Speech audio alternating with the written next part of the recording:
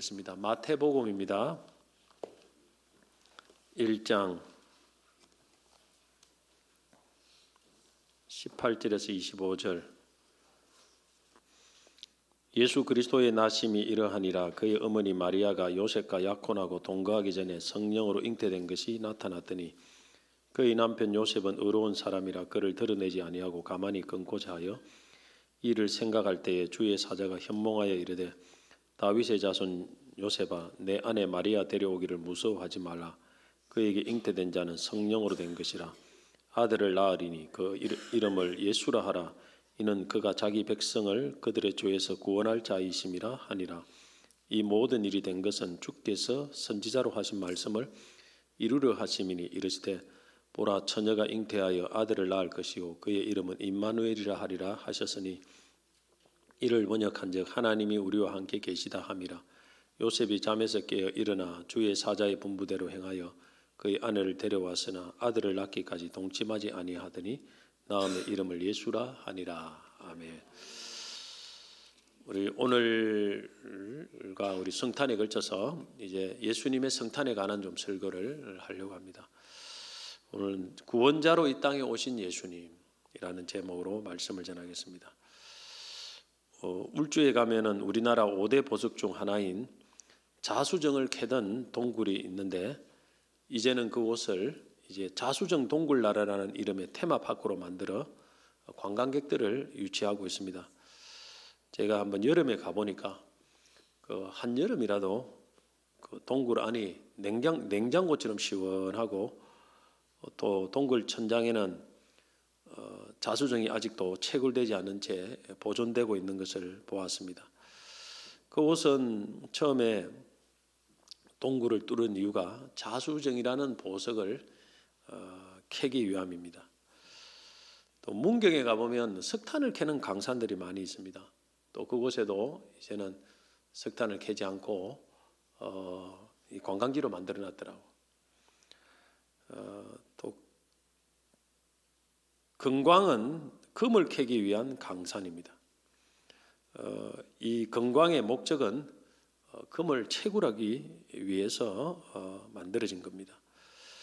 금광에는 금을 발견해야 성공한 것이고 자수정 강산에는 자수정을 발견해야 성공한 것이고 석탄을 캐는 광산에는 석탄을 많이 발견하고 캐야 성공한 것입니다. 그냥 동굴만 길게 뚫고 이런 것은 헛수고입니다. 이와 같이 우리의 삶에도 인생이라는 긴 동굴을 우리가 계속 뚫고 전진을 하는데 사실 우리가 그냥 삶만 열심히 산다고 성공한 인생은 아니에요. 우리가 이 인생의 긴 동굴에서 뭐를 발견을 해야 진짜 성공인데 뭘 발견해야 될까요? 우리 인생의 동굴에서는 바로 예수 그리스도를 발견하고 캐내야 됩니다. 아멘. 예수님은 세상의 어떤 보화보다 귀하고 가치가 있는 것입니다. 그래서 광산에서 뭔가 보석을 발견하지 않고 캐내지 않고 그냥 강산만 뚫는 것은 헛수고듯이 우리 인생에도 그냥 내가 열심히 그냥 살아가는 것은 아무 의미가 없어요. 예수를 발견하고 캐내야 됩니다. 그 인생이 성공한 인생입니다. 골로새서 2장 3절에 보면 그 안에 지혜와 지식과 모든 보화가 감추어져 있느니라. 예수 안에 모든 것이 있습니다. 보화와 지식, 모든 보화. 이 세상에 어떤 보화보다 값진 귀한 보화가 예수 안에 있습니다. 이게 깨달아져야 인생이 성공한 인생이에요, 사실. 아직도 예수 안에 얼마나 큰 보화가 있는지를 발견하지 못하고 헛된 것을 우리가 쫓아간다면 우리는 결국 참 인생의 마지막에 후회하고 말 것입니다. 잠언서 3장 15절에 17절 보면 지혜는 진주보다 귀하니 내가 사모하는 모든 것으로도 이에 비교할 수 없도다. 그의 오른손에는 장수가 있고 그의 왼손에는 부귀가 있나니 그 길은 즐거운 길이요 그의 지름길은 다 평강이니라. 사실 지혜는 진주보다 어떤 것보다 귀합니다. 최고의 보화가 지혜인데, 근데 예수님은 그 지혜의 근원입니다. 예수 안에 다 있습니다. 이 예수를 우리가 인생 동굴에서 발견해야 됩니다. 캐내야 됩니다. 내 것으로 만들어야 됩니다. 교회만 다닌다고 되는 것은 아닙니다. 우리가 예수님에 대해서 알고 캐내야 될 보화가 참 많은데, 이 성탄절이 가까워졌으니까 그 중에 오늘은 예수님이 이 땅에 오신 성탄에 대해서 이 보화를, 예수님에 대한 보화를 한번 발견하고자 합니다. 오늘 말씀을 통해서 우리가 세 가지를 발견하고 있는데, 첫째는 예수님이 누구신가, 어떤 분인가, 이것을 발견해야 되고, 둘째는 예수님이 이 땅에 어떻게 오셨는가, 이걸 발견하고, 세 번째는 그럼 예수님이 왜 이 땅에 오셨는가, 이 세 가지 보화를 오늘 우리가 예수님에 대한 보화를 좀 발견하고자 합니다. 첫째, 예수님은 어떤 분이신가, 누구신가라는 것을 한번 생각을 해보려고 합니다. 우리가 흔히 많은 사람들이 예수님은 훌륭한 분이다, 혹은 4대 성인 중에 한 분이다, 이렇게 이제 생각을 하시는 분이 있는데, 이 정도만 갖고는 이 보화를 발견한 건 아니에요. 성경은 예수님에 대해서 그렇게 말씀하고 있지 않습니다. 예수님은 바로 하나님이십니다. 또 다른 말로 하면 하나님의 아들이십니다. 이 보화가 깨달아져야 돼요. 이것이 발견되어야 그 진짜 보화를 발견한 것입니다. 예수님이 4대 성인이라고 하는 것만 알아가지고는 이거는 보화를 발견한 건 아니에요. 예수님이 하나님이시구나, 예수님이 하나님의 아들이시구나, 이것이 깨달아질 때 오늘 여러분의 인생은 성공한 인생이 될 줄로 믿습니다. 오늘 마태복음 1장 23절 말씀 같이 한번 읽어보겠습니다. 보라, 처녀가 잉태하여 아들을 낳을 것이요 그의 이름은 임마누엘이라 하리라 하셨으니, 이를 번역하면 하나님이 우리와 함께 계시다 함이요. 자, 이 말씀은 예수님이 탄생하기 약 700여 년 전에 구약 성경 이사야서에 나오는 예수님의 탄생 예언을 한 말씀입니다. 이 말씀은 예수의 이름이 임마누엘이라고 합니다. 이 뜻은 하나님이 우리와 함께 계시다. 히브리어로 임은 함께라는 뜻이고 마누는 우리와 엘은 하나님이라는 뜻인데, 자, 예수님의 탄생을 하나님이 우리와 함께 계시다 이렇게 이야기했습니다. 그러면 예수님 누굽니까? 하나님이시란 말 아닙니까? 하나님이 저리 계시는 하나님이 우리와 함께 계시기 위해서 이 땅에 내려오셨다. 그래, 예수님 하나님이시라는 거예요. 성경이 이걸 이야기합니다. 또한 예수님은 하나님이시자 또한 하나님의 아들이십니다. 이 점을 우리가 꼭 알아야 됩니다. 마태복음 16장 16절 보면 시몬 베드로가 대답하여 이르되 주는 그리스도시요 살아계신 하나님의 아들이시니이다. 이 시몬 베드로의 대답에 예수님은 긍정하셨습니다. 네 말이 옳다. 무슨 말입니까? 나는 하나님의 아들이다. 예수님은 그냥 사람이 아니에요. 하나님이시고 또 하나님의 아들이십니다. 하나님은 아버지 하나님 계시고 아들 하나님 계시고 성령 하나님 계신데, 예수님은 아들 하나님이십니다. 그 하나님이 인간의 모습으로 이 땅에 오신 거예요. 이것이 바로 성탄입니다. 빌립보서 2장 7절 8절 보면 오히려 자기를 비워 종의 형체를 가지사 사람들과 같이 되셨고 사람의 모양으로 나타나사, 자, 하나님의 아들이 사람의 모양으로 나타나셨다는 거예요. 이분이 예수님이라는 거예요. 그래서 결론은 뭐냐면 예수님은 하나님이시고 하나님의 아들이신과 더불어 사람이시다. 그냥 사람이 아닙니다. 4대 성인이 아닙니다. 예수님은 하나님이자 인간이십니다. 우리는 누굽니까? 여러분들과 저는 사람입니다. 인간이라는 인격입니다. 그리고 하나님 아버지와 성령님은 하나님의 인격밖에 없어요. 그런데 예수님은 하나님과 인간이라는 두 가지 인격이 그 한 분 안에 같이 들어 있습니다. 이게 다른 거예요. 예수님은 하나님이 인간이자 하나님이시고 하나님이자 인간입니다.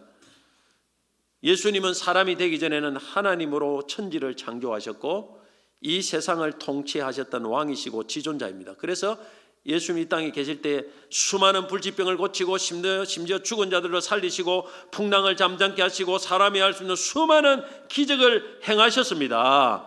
하나님의 아들이기 때문에. 그리고 나중에는 죽었다가 사흘 만에 본인이 직접 살아나셨습니다.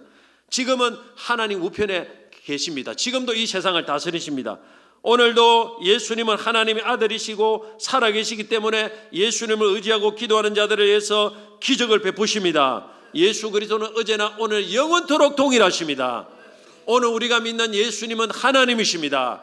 하나님의 아들이십니다. 우리를 위하여 돕고 계십니다. 이걸 우리가 안다면 우리가 왜 근심할 필요가 뭐 있습니까, 여러분? 우리가 믿는 예수님이 천지를 창조하신 예수님이에요. 이 온 세상을 다스리는 예수님입니다. 이 대한민국도 예수님이 다스립니다. 어깨를 펴셔야 됩니다, 우리가. 여러분, 그런 예수님을 믿는 우리가 왜 우리가 이 세상 근심에 찌들릴 필요가 전혀 없는 거죠. 보화를 발견하셔야 됩니다, 예수님 보화를. 두 번째 우리가 살펴봐야 될 것은 예수님이 이 땅에 어떻게 오셨는가라는 것입니다. 어떻게 오셨는가. 두 가지를 말씀을 합니다, 성경에. 첫째는 처녀의 몸에서 성령으로 잉태하여 탄생하셨다라는 것입니다. 일반 사람들이 예수님 탄생에서 가장 믿기 어려운 것이 예수님이 처녀의 몸에서 태어났다는 거예요. 이 생물학적으로 과학적으로 이거는 불가능한 일이지 않습니까? 그런데 가능합니다. 왜 가능하냐? 성령님도 하나님이신데 성령님이 도와주시면, 하나님이 도와주시면 처녀의 몸에서도 아기가 잉태될 수 있습니다. 18절, 마태복음 1장 18절 같이 한번 읽어보겠습니다. 예수 그리스도의 나심은 이러하니라. 그의 어머니 마리아가 요셉과 약혼하고 동거하기 전에 성령으로 잉태된 것이 나타났더니, 자, 성령으로 잉태됐다고 했습니다. 예수님을 잉태한 마리아는 아직 정식 결혼을 하기 전입니다. 그래서 요셉이라는 사람과 약혼하고 동거하기 전입니다. 신혼여행을 안 갔어요, 아직. 약혼만 한 상태입니다. 그런데 임신이 되었어요. 그러니 그의 약혼자인 요셉이 이 소식을 듣고 관계를 정리하고자 했습니다. 조용하게. 왜냐하면 요셉은 생각하기를 자기 약혼자가 임신이 되었으니까 틀림없이 다른 남자와의 관계에서 임신이 되었다, 이렇게 생각할 거 아닙니까? 틀림없이. 그런데 19절에 보니까 그의 남편 요셉은 의로운 사람이라 그를 드러내지 아니하고 가만히 끊고자 하여. 사실 요셉은 굉장히 착한 사람이에요. 그래서 자신의 약혼자가 부정을 저질렀다고 생각한 요셉이 마리아에게, 약혼자에게 해를 끼치지 않기 위해서 조용하게 정리하려고 한 거예요. 이 당시 유대법으로 하면은 약혼은 결혼과 같이 여겨지기 때문에 만약 공개적으로 마리아가 임신했다는 것을 오늘 유튜브를 통해서 알린다든지 이렇게 알려버리면 마리아는 돌에 맞아 죽는 거예요. 그 당시 법으로는. 그래서 요셉은 굉장히 착한 사람이기 때문에 조용하게 소리 없이 정리를 하고자 했죠. 요셉의 입장에서 얼마나 고민이 되겠습니까? 바로 그때 하나님의 사자, 곧 천사가 요셉에게 나타나서 말씀을 합니다. 20절 같이 한번 읽어보겠습니다. 이 일을 생각할 때 주의 사자가 현몽하여 이르되 다윗의 자손 요셉아, 내 아내 마리아 데려오기를 무서워하지 마라. 그에게 잉태되는 것은 자는 성령으로 된 것이다. 자, 18절에도 성령으로 잉태됐다. 20절에 성령으로 잉태됐다. 이 처녀가 아기를 뵐 수 있는 길은 성령으로 잉태된 거라. 그렇다고 오늘날에도 성령으로 처녀가 애 뱉다, 이 소리 하면 안 됩니다. 그건 예수님께만 해당되는 거지. 오늘도 이런 이상한 소리를 하는 사람들이 혹시 있을 수 있는데 그것은 있을 수 없는 거예요. 예수님께만 딱 단회적으로 할 수 되어지는 기적입니다. 왜 예수님이 처녀의 몸에 성령으로 잉태되셨을까요? 여러분 생각해 보면 어렵지 않아요. 하나님이 사람이 되는데 어떻게 일반 사람처럼 남자 여자와 결혼 관계를 통해서 하나님이 사람이 될 수 있겠습니까? 그러면 그는 사람이지 하나님이 아니에요.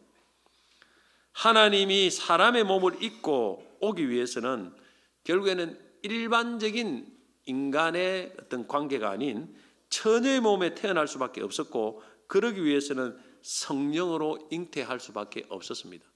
사람의 몸을 빌려서 오는 거예요, 사실. 천지를 말씀으로 창조하신 하나님이 처녀의 몸에 예수님을 태어나게 할 수 없겠습니까? 이건 충분히 가능합니다. 여러분, 성경을 이성적으로만 이해하면 안 됩니다. 성경은 믿음으로 봐야 됩니다. 전능하신 하나님의 관점에서 보면 성경이 깨달아져요. 그 수많은 기적들이 있습니다. 성경은 전능하신 하나님의 관점에서 봐야 됩니다. 그러면 이거 다 믿을 수 있고 이해가 됩니다. 이게 믿음이에요. 또한 이렇게 성령으로 처녀의 몸에서 예수님이 태어나신 것은 죄 없는 인간이 되시기 위해서 그렇습니다. 아담 이후에 자연적으로 출생한 남자와 여자 사이를 통해서, 여자를 통해서 태어난 모든 인간은 죄를 갖고 태어납니다. 원죄를 가지고 태어나요. 그런데 예수님은 하나님의 아들이 어떻게 죄를 갖고 태어날 수 있겠습니까? 그래서 예수님만은 유일하게 죄가 없이 태어나셔야 했습니다. 그 방법은 처녀의 몸에서 성령으로 잉태하는 방법 외에는 없습니다. 히브리서 4장 15절을 보면 우리에게 있는 대제사장은 우리의 연약함을 동정하지 못하실 리가 아니요 모든 일에 우리와 똑같이 시험을 받으신 이로되 죄는 없으시니라. 그래서 성령으로 잉태된 거예요. 예수님은 죄 없이 태어나시기 위해서. 나중에 예수님이 우리 죄를 대신해서 제물이 되어 죽으셔야 되는데, 죄를 위한 제물이 되기 위해서는 조건이 흠이 없는 제물 되어야 됩니다. 흠이 없는 인간이 되어야 돼요. 그래서 예수님은 성령으로 잉태된 겁니다. 자, 그 다음에 두 번째, 예수님이 어떻게 이 땅에 오셨는가 우리가 알아야 될 두 번째 내용은 예언대로, 성경의 예언대로 오셨다라는 것입니다. 자, 예수님은 이 땅에 인간이 되어서 오시기 오래 전부터, 수천 년 전부터 어찌 보면 예수님이 오신다는 것이 수천 년 전부터 예언이 되어 있습니다. 수백 년까지 계속 예언이 되어 있습니다. 구약 성경에 이 예언이 수없이 많습니다. 그래서 예수님은 이 성경에 기록된 예언대로 탄생하신 거예요. 마태복음 1장 22절 23절 같이 한번 읽겠습니다. 다시. 이 모든 일이 된 것은 선지자로 하신 말씀을 이루려 하심이니 이르시되 보라 처녀가 잉태하여 아들을 낳을 것이요 그의 이름은 임마누엘이라 하셨으니 이를 번역한즉 하나님이 우리와 함께 계시다 함이라. 이 모든 일이 된 것은, 이 모든 일은 뭘 말입니까? 예수님이 탄생한 사건을 말해요. 이것은 주께서 선지자로 하신 말씀을 이루려 하심이니, 선지자는 하나님 말씀을 전하는 구약의 사람입니다. 그게 결국에는 하나님이 선지자를 통해서 주신 예언의 말씀을 그대로 이루기 위해서 예수님이 오셨다는 거예요. 그것도 수천 년, 수백 년 전부터 예언한 말씀 그대로 오셨습니다. 여러분, 성경에는 예수님에 대해서 많은 예언들이 있습니다. 구약 성경에는 350여 가지의 예수님에 대한 예언과 프로필이 있습니다. 처녀 몸에 태어나시고 아브라함의 후손으로 유다의 지파로 베들레헴에 탄생하시고 이런 등등. 자, 피터 스터너 박사님은 예수님에 관계되는 이 350여 가지 중에서 단 8가지만 한 사람에게 우연히 일치로 성취될 가능성을 수학의 확률로 계산을 해봤습니다. 만약 예를 들어서 어떤 사람이 베들레헴 태어났다 이거. 그럼 베들레헴 태어날 수 있는 확률이 있을 거 아닙니까? 이스라엘 수많은 사람 중에서 나라 중에 베들레헴 태어날 확률. 그럼 그 확률이 예를 들어서 10,000분의 1이고 10만 분이면 이렇게 될 거 아닙니까? 그 다음에 또 어떤 예수님이 유다 지파에 태어날 확률이 있지 않습니까? 그럼 그것도 유다 지파니까 12분의 1쯤 되겠죠. 그죠? 이런 식으로 곱하는 거예요. 그럼 8가지만. 뭐 만분의 1 곱하기 12분의 1 곱하기 뭐 곱하기 8가지만 우연의 일치로 어떤 사람이 우연히 그것이 맞을 확률이 어느 정도 되느냐 하면은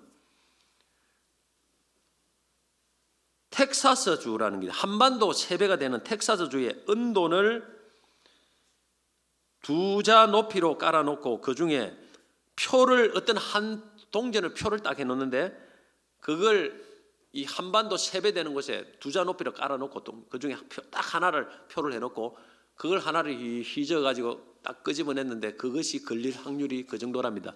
8가지가.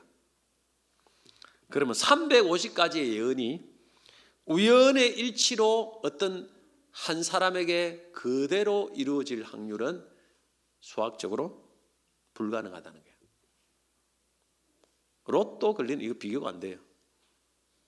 그만큼 예수님은 350여 가지의 이걸 다 해놓고 그대로 그것을 이룬 겁니다.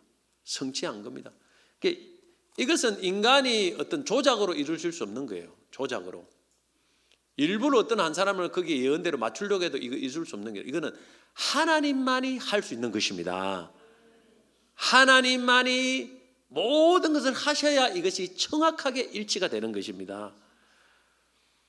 그러면 예수님께서 굳이 왜 이렇게 오래전부터 수백 가지의 예언의 말씀을 하시고 나서 그 예언대로 오시는 것입니까? 그냥 오시면 안 됩니까? 예언 안 하고. 아모스서 3장 7절에 보면 주 여호와께서는 자기의 비밀을 그종 선지자들에게 보이지 아니하시고서는 결코 행하심이 없으시리라.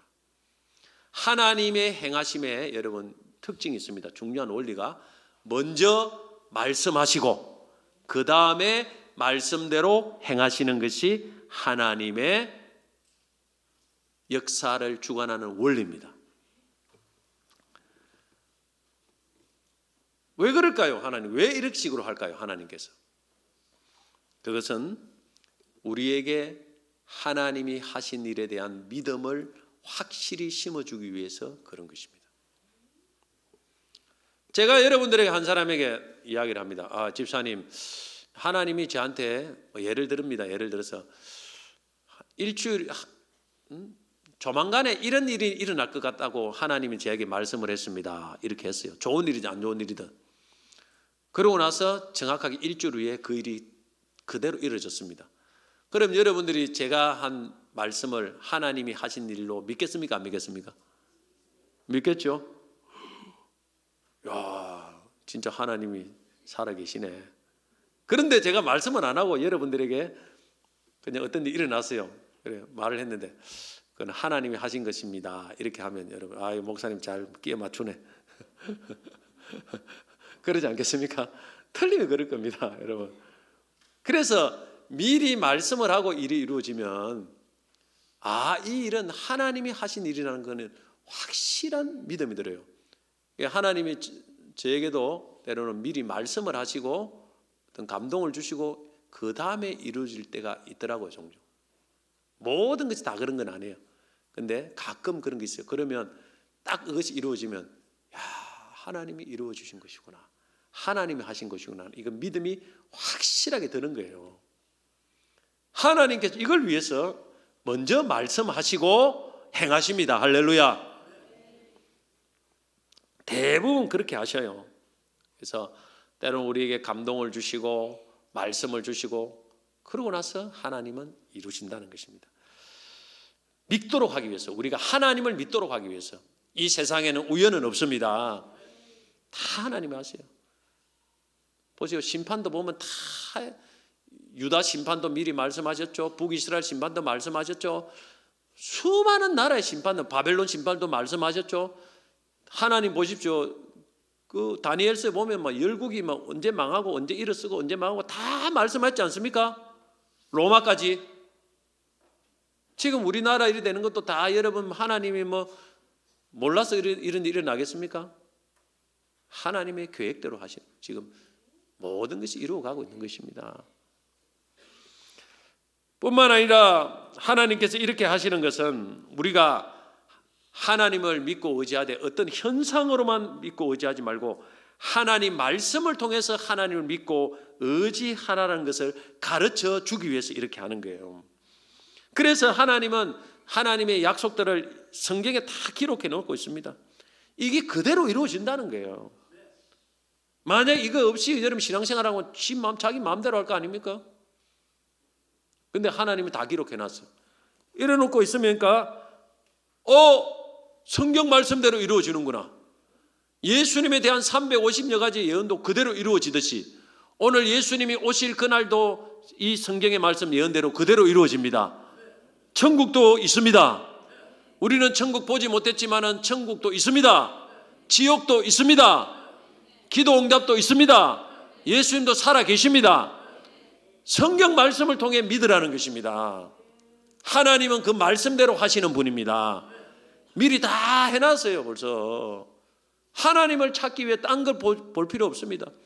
우리가 물론 기도하고 하면서 성령의 인도를 받아야 되지만 하나님은 철저하게 성경 말씀대로 오늘 성경에 약속하고 그대로 이루어져서 오늘 우리가 성경을 통해서 믿음을 갖기를 원하시는 것입니다.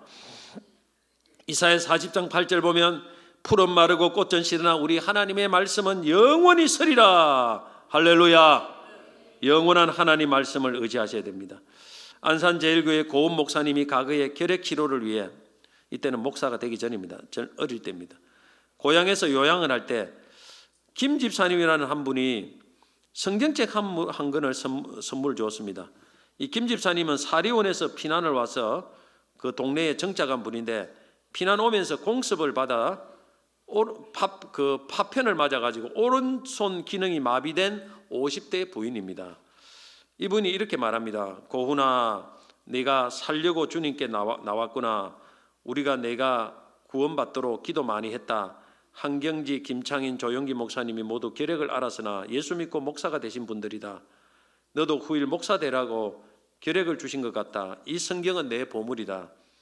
이제는 눈도 멀고 읽을 수도 없구나. 네가 읽고 꼭 목사가 되거라. 그래서 성경을 선물을 줬는데 이 성경은 표지는 불타 없어지고 겨우 알맹이만 남은 성경입니다. 그래서 그 성경을 이 고은 목사님, 그 당시 목사님 아니죠, 가슴에 닿았을 때 가슴이 뜨거워지고 지금까지 평생 한 번도 성경 말씀을 의심해 본 적이 없다고 말합니다. 그는 성경을 읽고 목사가 정말 되었습니다. 그때부터 고은 목사님은 교인에게 자기가 주는 최고의 첫 선물은 성경이라고 합니다. 주님이 자신에게 면류관 2개를 준다면 나를 전도한 윤건사님과 성경을 선물한 김 집사님께 드리겠다고 했습니다. 이분은 성경을 읽어서 우리나라에 아주 참 훌륭한 큰 목사님이 되셨습니다. 하나님이 우리에게 원하시는 것은 성경으로 돌아가라는 것입니다. 성경 말씀을 여러분 정말 그걸 통해서 예수를 믿으시기 바랍니다. 믿음이 안 생기는 분은 성경을 읽고 설교 말씀을 들으세요. 그러면 믿음이 옵니다. 이걸 안 해고서 믿음이 여러분 잘할 수 있는 길이 없습니다. 세 번째 우리가 살펴봐야 될 것은 가장 중요한 내용인데, 그러면 하나님의 아들이 이 땅에 인간이 되어 오셨는데 왜 오셨느냐는 것입니다. 왜? 그 이유가 뭐냐 하는 것이죠. 우리 지금까지는 첫째는 예수님이 누구신가? 하나님이고 하나님 사람이다. 그럼 어떻게 오셨는가? 성령으로 처녀 몸에서 오시고, 그 다음에 성경 예언대로 오셨다. 말씀을 이루기 위해서 오셨다. 그랬죠. 그럼 세 번째로는 왜 오셨는가 하는 거예요. 왜 오셨는가? 그 답은 뭡니까? 인간을 구원하시기 위해서 오신 겁니다. 예수님은 구원자로 오셨습니다. 인간의 구원자로 오셨습니다. 이것이 마태복음 1장 20절에서 21절인데, 자 21절만 한번 읽겠습니다. 21절만. 아들을 낳으리니, 시작. 아들을 낳으리니 그 이름을 예수라 하라. 이는 그가 자기 백성을 그들의 죄에서 구원할 자이심이라 하니라. 자, 왜 예수님 오시는가? 이게 분명히 나와 있죠. 예수라 하라. 그가 자기 백성을 그들의 죄에서 구원할 자이심이라. 죄에서 구원할 자이다. 예수라는 이름은 히브리어로 여호수아 혹은 짧은 형태로 예수아라는 이렇게 발음이 되는데, 이 이름의 헬라어 표기입니다. 헬라어 표기가 예수입니다. 예수스입니다. 정확히 발음하면 예수스. 헬라어로 말하면 예수스. 그러니까 우리나라 영어로는 지저스라고 하는데 우리나라 말이 헬라어 말하고 거의 유사해요. 헬라어로는 예수스, 우리나라는 예수. 이 뜻은 여호와는 구원이시다. 히브리어로는 여호수아입니다. 여호수아가 바로 예수라는 뜻입니다. 구원이라는 말은 무엇입니까? 어떤 상태에 빠져 있는 사람을, 위기에 빠져 있는 사람을 건져내는 것을 구원을 말합니다. 물에 빠진 사람을 건져내고 불 속에 빠진 사람을 건져내는 것을 구원이라고 말하는데, 성경에서 말하는 구원은 그런 것에서 구원하는 것이 아니고 죄에 빠진, 영적인 죄에 빠진 사람을 죄에서 건져내는 것입니다. 그래서 건져내서 죄를 사해주고 죽을 죄인을 생명과 천국을 주는 것을 구원이라고 말합니다. 물에 빠진 사람, 불 속에 갇힌 사람은 빨리 구원하지 않으면 육신이 죽습니다. 그러나 죄에 빠진 인간은 빨리 구원하지 않으면 이 땅에도 고통과 저주를 받고 살다가 그 다음에는 육신이 죽음을 맞이하게 되고 죽음 이후에는 영원한 죽음이 옵니다. 이 영원한 죽음은 육신의 죽음 이후에 지옥 불못에 들어가서 영원히 죄의 형벌을 치르는 것입니다. 그래서 이 세상에서 가장 중요한 것은 죄에 빠진 인간을 건져내는 구원입니다. 할렐루야. 로마서 6장 23절은 죄의 삭은 사망이라고 했습니다. 이 세상에서 가장 무서운 것은 죄입니다. 죄 때문에 인간에게 죽음이 오고 영원한 죽음이 왔다는 것입니다. 그러면 누가 우리를 죄에서 구원할 수 있습니까? 물에 빠진 사람은 수상안전요원이 가서 건져낼 수 있고, 불 속에 빠진 사람은 소방관이 가서 건져낼 수 있지만 죄에 빠진 인간은 예수만이 건져낼 수 있습니다. 어떻게 예수만이 우리를 죄에서 건져낼 수 있습니까? 죄의 삭은 사망이기 때문에 그 죄에서 건져내려고 하면 죄의 삭신 사망, 죽음을 지불해야 됩니다. 죽음을 지불할 수 있는 사람만이 이 죄에서 건져낼 수 있습니다. 히브리서 9장 22절 보면 피 흘림이 없은즉 사함이 없느니라고 했습니다. 죄를 사하려고 하면은 피를 흘리고 죽어야 됩니다. 죽음의 값을 지불할 수 있어야 됩니다. 그런데 이 땅에는 죄 없는 사람이 없습니다. 죄 없는 사람이만이 우리를 위해서 죽을 수 있는데 죄 없는 사람이 없어요. 모든 사람이 죄인이기 때문에 그렇습니다. 그래서 하나님의 아들이 이 땅에 죄 없는 인간으로 오셔야 했습니다. 우리를 구원하시기 위해서. 그분이 바로 예수 그리스도입니다. 그래서 이름도 뜻이 구원자입니다. 구원자. 예수란 뜻이 구원자예요. 구원자. 이 세상에 가장 중요한 것은 구원입니다. 여러분, 돈이 없는 사람은 돈에서 건짐받고 병든 사람은 병에서 건짐받기를 소원하지만은 이 세상에서 가장 중요한 것은 죄에서 건짐을 받아야 됩니다. 그분은 예수밖에 없습니다. 할렐루야. 그러면 예수님께서 누구를 죄에서 구원해 주십니까? 21절 봅시다. 21절 보면 중반에 보면 이는 그가 자기 백성을 그들의 죄에서 구원할 자이심이라. 누구를 건져낸다고 했습니까? 자기 백성만 건져냅니다. 모든 사람을 구원하는 게 아니에요. 그래서 예수님의 구원을 받기 위해서는 예수님의 백성이 되어야 됩니다. 예수님의 백성이 되어야 돼요. 여러분은 예수님의 백성입니까? 백성이 되어야 됩니다. 예수님 백성. 그러면 어떻게 예수님의 백성이 됩니까? 두 가지를 해야 돼요. 예수님이 우리를 죄에서 구원하신, 우리 죄를 위해서 죽으시고 우리를 죄에서 구원하신 하나님의 아들인 유일한 구원자이신 하나님의 아들로서 유일한 구원자이심을 믿어야 됩니다. 인정해야 됩니다. 그 다음에 두 번째, 그의 백성이, 자기 백성이 예수님의 백성이 되기 위해서는 예수님을 왕으로 모셔야 됩니다.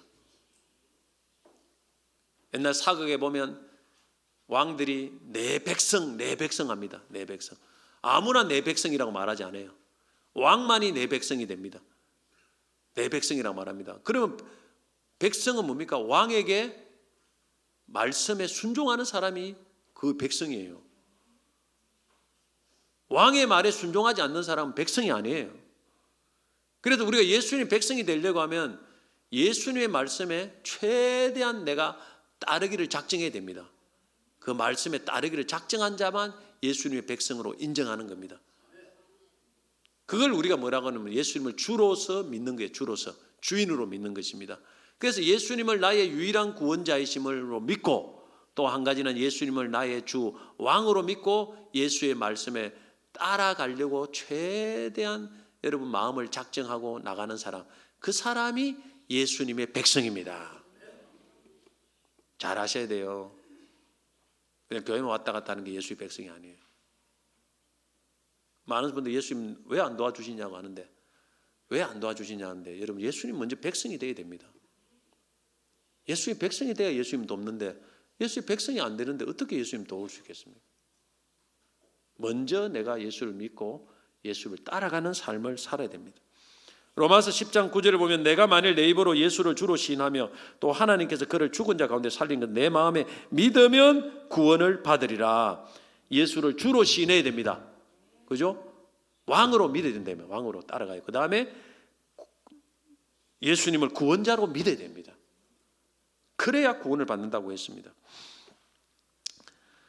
그리고 예수님을 믿고 예수의 말씀을 따라가는 예수의 백성에게는 예수님께 한 가지 보너스의 은혜를 더 주시는데, 그것이 뭐냐면은 임마누엘의 은혜입니다. 임마누엘의 은혜입니다. 자, 23절 우리가 읽었죠? 23절 보면 보라 처녀가 잉태하여 아들을 낳을 것이요 그의 이름은 임마누엘이라 하라 하셨으니 이를 번역한즉 하나님이 우리와 함께 계시다 함이라. 임마누엘 은혜는 뭐냐면 하나님이, 예수님이 우리와 영원히 함께 해주시는 은혜입니다. 하나님이, 예수님이 우리와 함께 해주신다는 것은 무엇을 말합니까?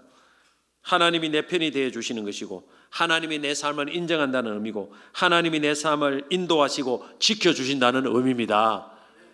오늘 예수를 믿고 예수의 백성이 되면 예수는 우리 제사 안 받고 나중에 천국만 가는 것이 아니고, 지금부터, 그때부터 예수님은 우리와 함께 하십니다. 영원히 함께 하십니다. 우리를 도와주십니다. 우리를 인도하십니다. 우리를 지켜주십니다. 우리를 공급해 주십니다. 우리를 책임지십니다. 우리의 남편이 되십니다. 우리의 모든 것이 되셔서, 우리의 목자가 되셔서 우리의 삶을 영원히 함께 주십니다. 사망의 음침한 골짜기를 따라도 주께서 우리와 함께하셔 주의 지팡이와 막대기로 우리를 안위해 주십니다. 이것이 임마누엘 은혜입니다. 이사야 43장 2절 내가 물 가운데로 지날 때 내가 너와 함께할 것이요 것이라 강을 지날 때 물이 너를 침몰하지 못할 것이요. 오늘 여러분 세상에도 힘 있는 사람이 내 백이 되고 내게 힘이 되면 얼마나 여러분 참 든든합니까? 그죠? 세상에도 힘 있는 사람 있죠? 돈 많은 사람, 힘 있는 사람, 권력 있는 사람이 그럼 든든하죠. 전화 한 통 걸면은 도와주세요, 도와주세요. 그러면 금방 되지 않습니까? 그런데 여러분 그냥 힘 있는 사람이 아니고 예수님이 오늘 나와 함께 하시고 임마누엘 은혜를 받았는데 오늘 여러분 우리가 걱정할 필요가 뭐가 있겠습니까? 믿음을 가지시기 바랍니다. 이것만 알면은 우리가 이 세상에서 근심 걱정 없습니다. 할렐루야.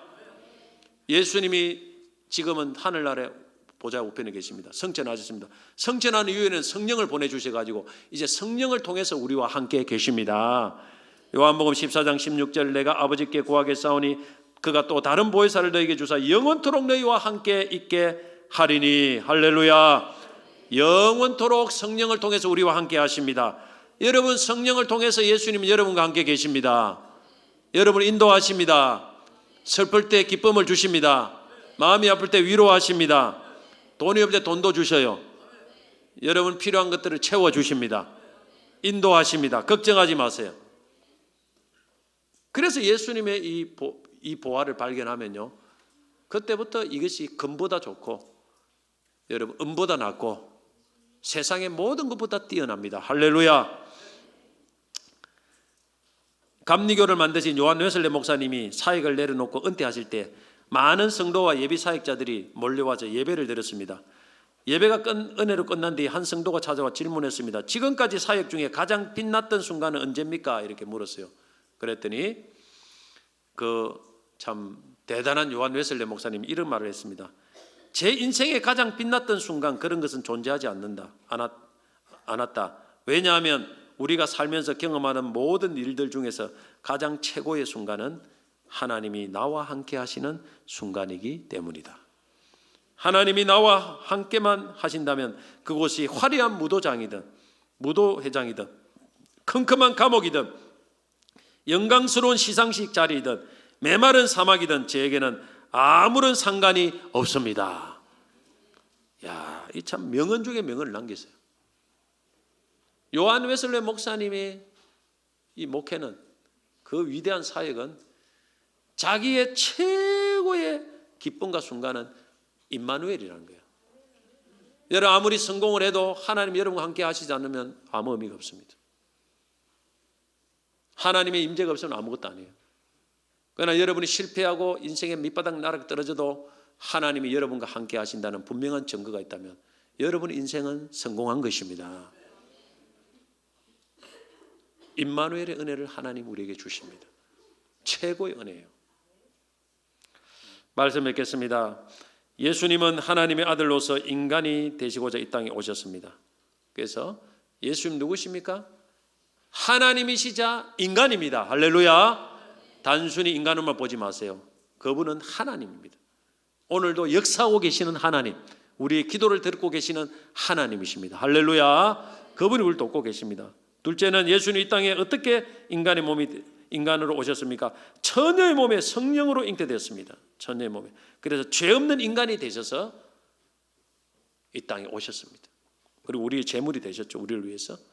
그 다음에 성경의 예언대로 오셨습니다. 그래서 모든 하나님의 말씀은 반드시 이루어진다는 것을 예수님의 탄생으로 하나님께서는 확정을 해주셨습니다. 오늘 여러분 성경에 기록된 모든 말씀은 그대로 이루어집니다. 이 말씀을 꼭 믿으시기 바랍니다. 그리고 예수님이 이 땅에 오신 목적은 죄에 빠진 인간을 구원하시기 위해서 오셨습니다. 그래서 예수님 우리 죄를 위해 십자가 죽으셨죠. 죄값 치러주셨습니다. 그래서 우리가 예수님의 백성이 되어야 됩니다. 백성이 되면 우리의 모든 죄는 사함을 받습니다. 구원을 받습니다. 예수의 백성이 되기 위해서는 예수님이 우리의 유일한 구원자이심을 믿고 그분의 왕으로 모시고 그분의 말씀을 따라 살아야 됩니다. 그것이 바로 예수의 백성이 될 때 예수님 우리를 구원하시고 또 영원히 임마누엘로 우리와 함께 하셔서 우리를 인도하시고 돕고 지켜주시고 마지막은 천국까지 인도해 주십니다. 할렐루야. 오늘 여러분 이 자리에 나온 분들 아직도 예수를 믿지 않는 분이 있다면 오늘 예수님을 꼭 믿으시기 바랍니다. 믿고 의지하시기 바랍니다. 이 세상 사람 다 나를 버려도 주 예수 날 버리지 않습니다.